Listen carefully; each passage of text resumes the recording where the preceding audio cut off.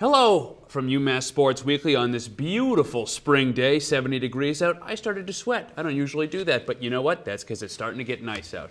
Anyway, I'm your host, Tommy Kaludi, and as you know, this is UMass Sports Weekly, your number one source for all things UMass sports. Now, we're a little understaffed today, but that's all right, because we're still going to give you one heck of a show. First, Tim Dennehy's going to come in. We're going to talk about a softball team that's won 4 of their last 5. Talk about on a streak. And then, we're going to give you guys something special. Me and a couple of the guys will come on. We're going to talk some playoffs. Not men's lacrosse, not women's lacrosse, not baseball, not softball. We're talking NBA and NHL. That's right. You'll get our predictions and our analysis of what's going on. And then to finish off the show, like always, John and Liam come on. We'll talk about the men's lacrosse team whose season may be going down the drain. I just want to remind everybody I'm not a plumber, so if it does go down the drain, I cannot fix it. Maybe John and Liam are. I'm not sure. But anyway, Victor Cruz is coming up. He's great. He's going to introduce the show, and as you know, this is UMass Sports Weekly. This is UMass Sports Weekly.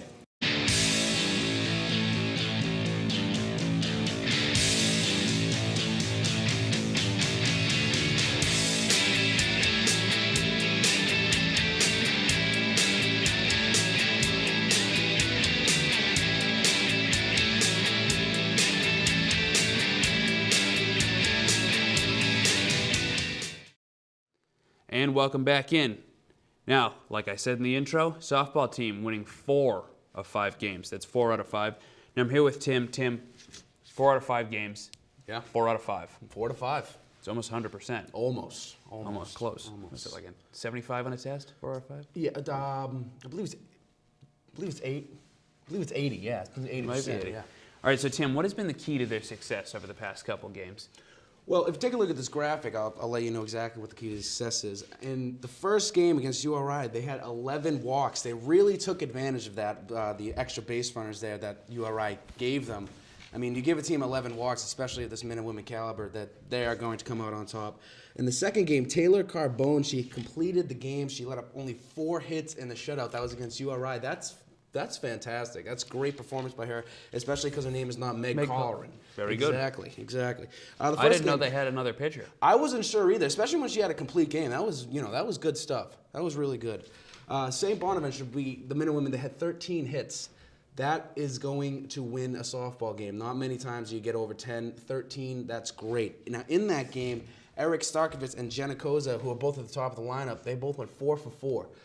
That's 8 for 8. That's 8 for 8 between the two of them. That's 100%, not 80. That's like 2 terrible Fantastic Four movies. Yes. Do they combine and make one good one? You be the judge. The answer is no, they don't. That's your judgment. Let's see what their judgment is. I'm not sure. Tweet us. 2 Fantastic Four movies. Is it good? Let us know. According to Rotten Tomatoes, I think combined it's like a 20. Yeah, you're right. 20%. The second game against St. Bonaventure was rough. Could have been better. It could have been better. They could not get the bats going, and that is the reason. Well, like why I they said, I'm lost not a that game. plumber, so if you got anything rough with regards to drainage, I can't help you. Yeah. And that's about it. I mean, other than that, they did very well in their last game. It was 5-4 against St. Bonaventure, but they really stuck in there. Eric, they did great.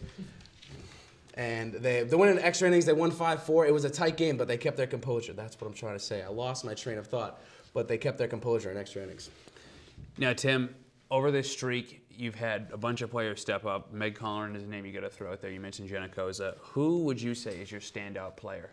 I would say my standout player of this week would have to be Jenna Koza. And I predicted it. Had to be Jenna Koza. I mean, she went 10 for 14 in the past 5 games. That is a batting average of .714. She leads the batting average right now with .364. She's 5 for 5 on steals. She leads the team in that category as well as she leads the category of slugging with .564.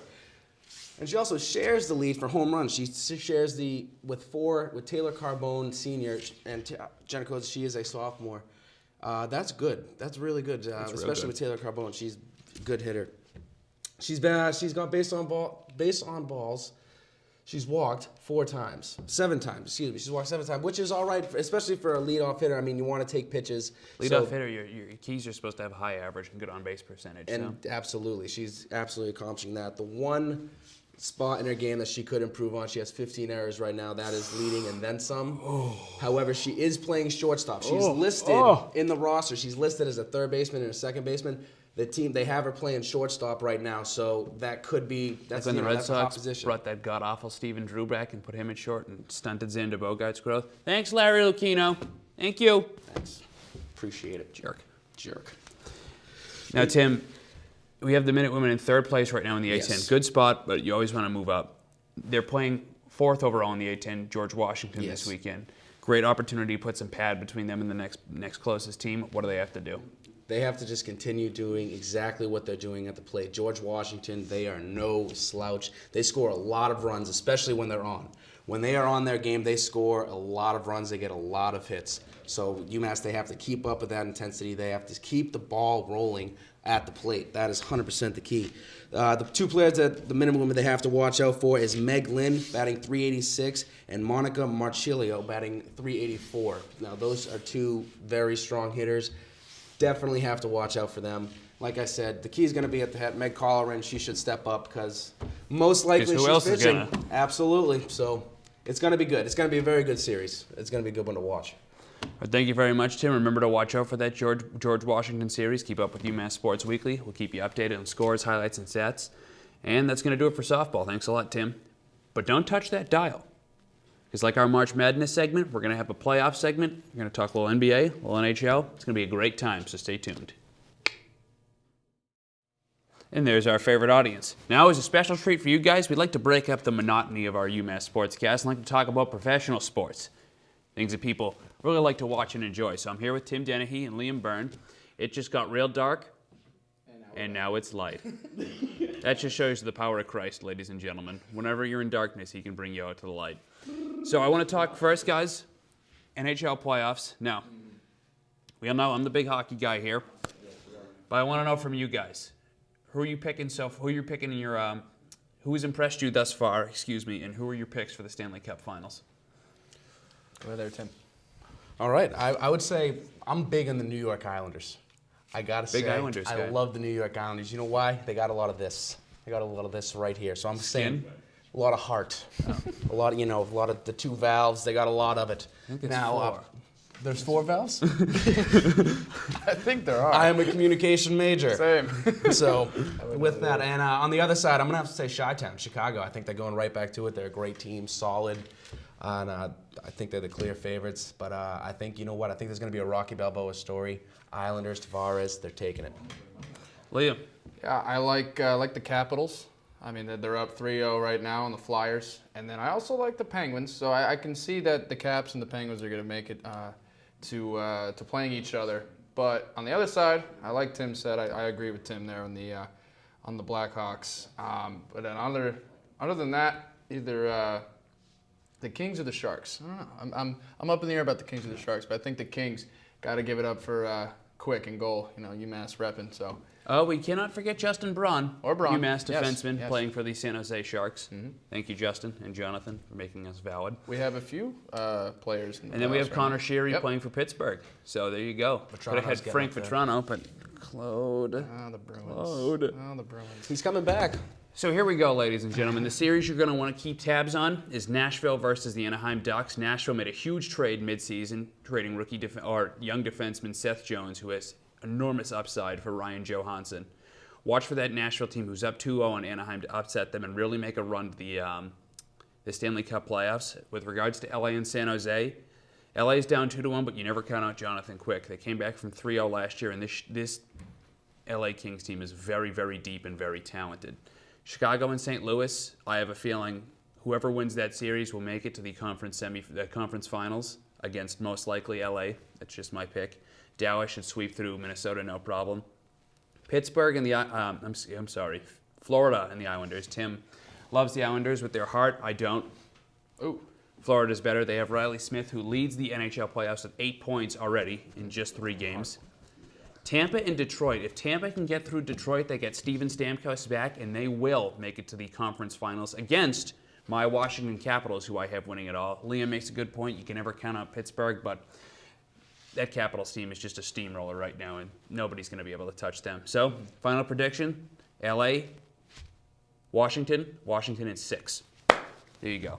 Now let's go on to the NBA, a little more popular than the NHL. We're all Celtics fans here. Let's give us our predictions for the Celtics. What do we think? Liam, please take over. Well, tonight, the Celtics play the Hawks. Last game, game 1, Hawks took it over, 102 to 101. It was a biter, a nail biter. So tonight, still in Atlanta. So the Celtics were particularly a home team this year. You know, they'd win a lot at home at the Garden.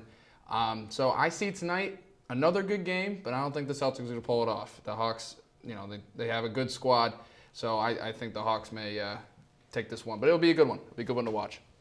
Yeah, it's really, this is a really rough matchup for the Celtics in this one. I was really pulling for them to square up against the Heat in the first round, but you know, we got the Hawks. Celtics got the Hawks, and it's just a tough matchup down low. That's really where they're struggling right now. They have really struggling with Al Horford, unlocking him down.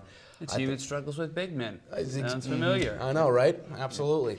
Maybe, who knows? Maybe Rashawn Holloway can go up to the next level and help them up, if he can help us out first. But Avery Bradley, I think that's a really big loss for this for the C's as well.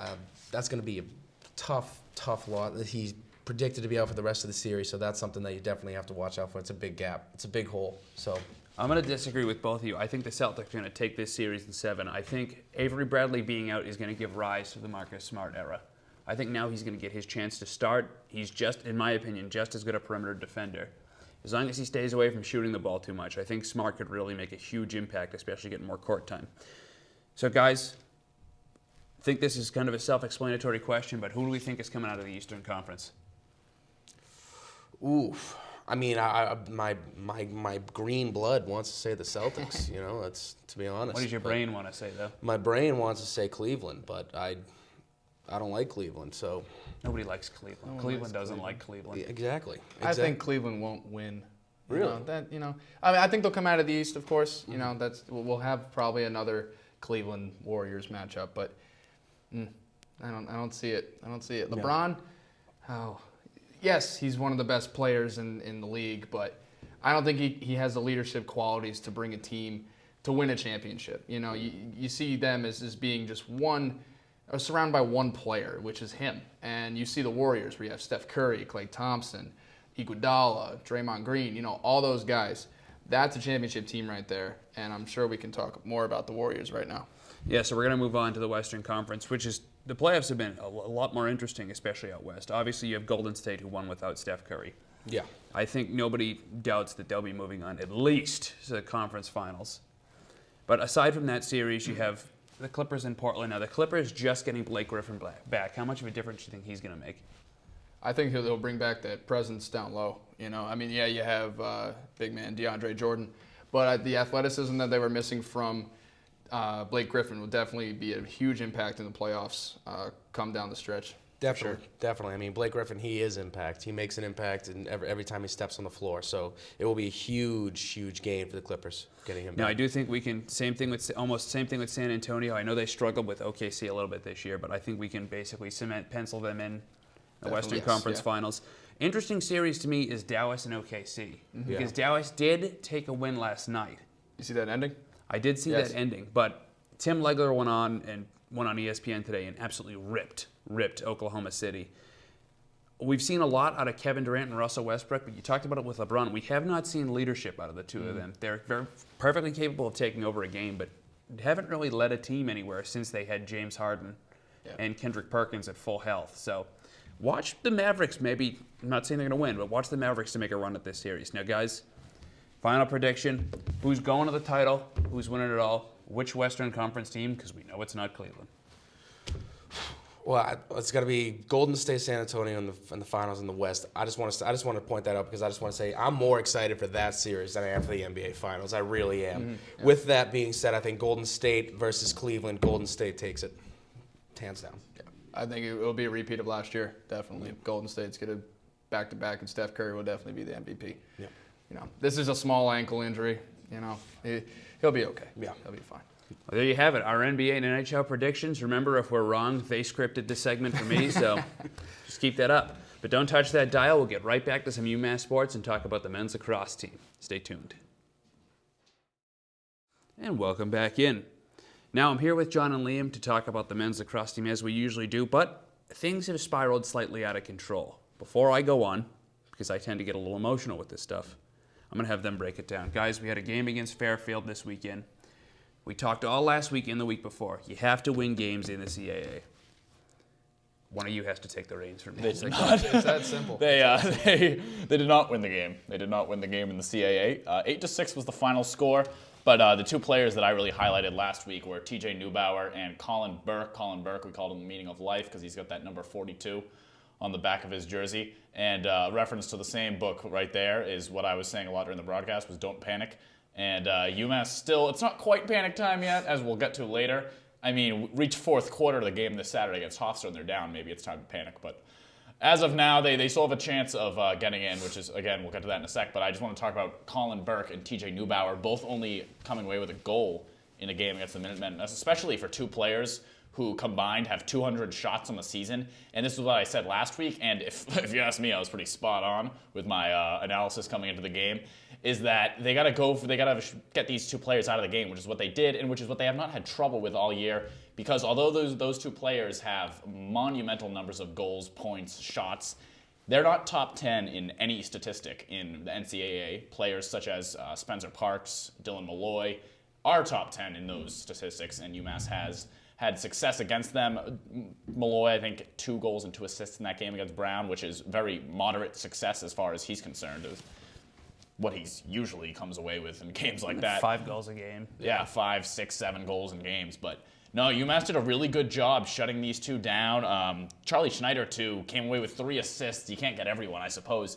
But like I said, final score was 8-6. It was the dark horse hero of the game was Jake Nostman, who came away with 3 goals. And had he not had those 3 goals, the final score would have been 6-5. So he's got to be. You want to say he's the player of the game, but no matter what statistic we drop, Liam, it's the goaltender. It's Tyler Behring. He's the one. He's the player of the game. He might be the player of the season. It's been a long time since I've seen a performance like this in net. Absolutely. Goaltending is key in every game, really, especially for Hofstra and for Fairfield. But going on with our goaltending, we've had the freshman Sean Scanone, who's been he's been very good, very impressive in goal for UMass. He had 10 saves in this one, and we were talking about this earlier. DJ Smith came out of there for he had 1 towards the end of the game, which was kind of interesting. It was amazing, actually. Yeah. It was one of the most amazing saves I've ever seen. At the end of the game, UMass, they're trying to get a possession back. They pull the goaltender on the net. Scanone, rather... he's a hefty boy. He's a hefty boy, per se. He definitely is friends with the Pillsbury Doughboy. They definitely go way back. So when they need a 7th defender out of net, try to get a possession back, they pull DJ Smith. And towards the end of the game, TJ Neubauer, right when the whistle blew, he ripped one at the net to try to pull a fast one on UMass. And DJ Smith ran back to net as fast as he could. The shot didn't go in, but it was actually recovered by, I believe it was Colin Burke, who had it was a one-on-one opportunity, and DJ Smith made the save. So it was quite amazing, but obviously it didn't end up mattering in the end. Yeah. So guys, looking forward at this CAA, we said all last week, just take care of business, win your games, and now you don't. But there's hope. There's a path. A little path. Like I said, I don't panic yet. Not yet. Give it till Saturday at approximately around 2:30, 3 o'clock. Yeah, then it might be so time to what's happening on Saturday, 2:30, 3 o'clock, and what are the implications of that game? Well, it starts at noon, actually, noon, and okay. UMass will be playing Hofstra. I was trying to ballpark when the 4th quarter starts, which would be around 1:30, I guess, p.m. would be when. So you lied time. 3 times. No, he lied twice, and then I made up for him lying. I covered him. I thought the game was at 1. Yeah, no. Game's at noon, but Hofstra in town. Hofstra currently the 4th seed in the CAA. Top 3 seeds, if we bring up the CAA standings, top 3 seeds right now, Fairfield, Towson, and Hofstra. What happened over the weekend, Liam? Towson lost to Delaware. Delaware beat Towson pretty good. Towson drops to number 12 in the top 20 rankings. Fairfield inside track to win the CAA. You see UMass and Drexel down there, 5-6, 0-3, and 0-3. But, Liam, what can be done? Oh, many can be done, John. Many can be done. But it's going to be tough, I'd say, because UMass has to win out and Hofstra has to lose out of their whole season. And you saw there UMass with the 5 spot with an 0-3 record in the CAA, and they play host to Hofstra on Saturday.